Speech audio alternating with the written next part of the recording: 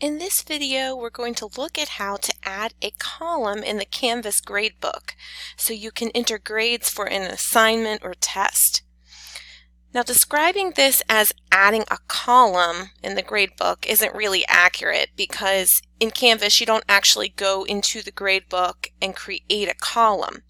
What you're actually doing is creating a graded item, so an assignment, a quiz, or a discussion.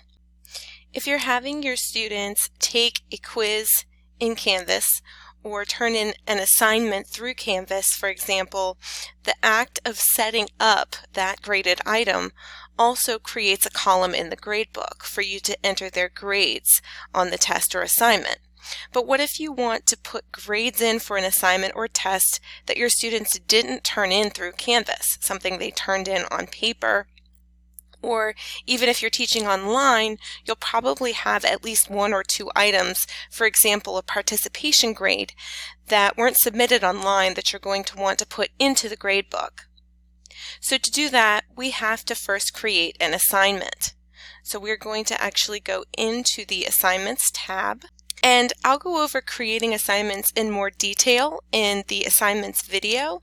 But what we're going to look at right now is just creating an assignment simply as a way to create a column in the gradebook where you can enter grades. So after clicking on the Assignments tab, I'm going to come over here to this blue button and I'm going to click the plus assignment button. And I am going to give my assignment a name. So let's say this is essay number 1 for this class. Now, if you wanted to, you could go ahead and put a description in here, go ahead and put directions, but I'm going to skip over that. I will need to put my points in here that the assignment is worth.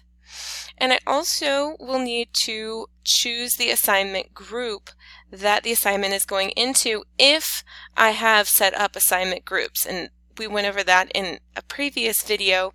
If you are doing straight points, you don't have to worry about weighted groups, but you could still create an assignment group just as an organizational tool. But in this case, I do want to keep this in assignments here. I can choose how to display the grade.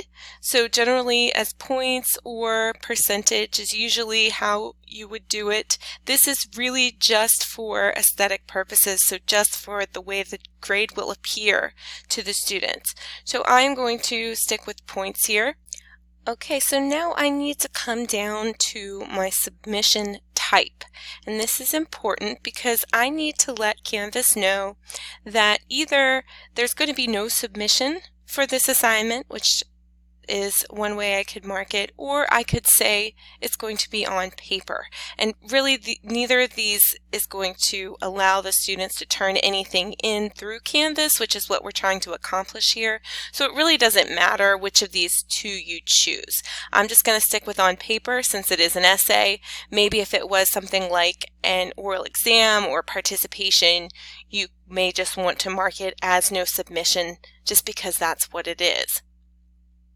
So then when we scroll down here, you don't have to do any of this other stuff unless you want to. This is going to be where you would put a due date. Since this is not something students are turning in online, you don't have to set up a due date, but you could if you wanted to. And if you did, the nice thing is if I went ahead in here and stuck a due date in, what that will do is it's going to put that due date on the calendar for my students so that they will see it and they'll know that it's coming up. They'll know when the due date is, and it also will put it on the dashboard over in that activity stream or to-do list that's on the right-hand side. So that's up to you.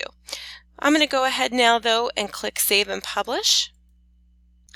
So now I can go to my gradebook and I can see essay number 1 right here. I can go through and put my grades in for my students once I've graded the item, and it will calculate the percentage and change their total as we go.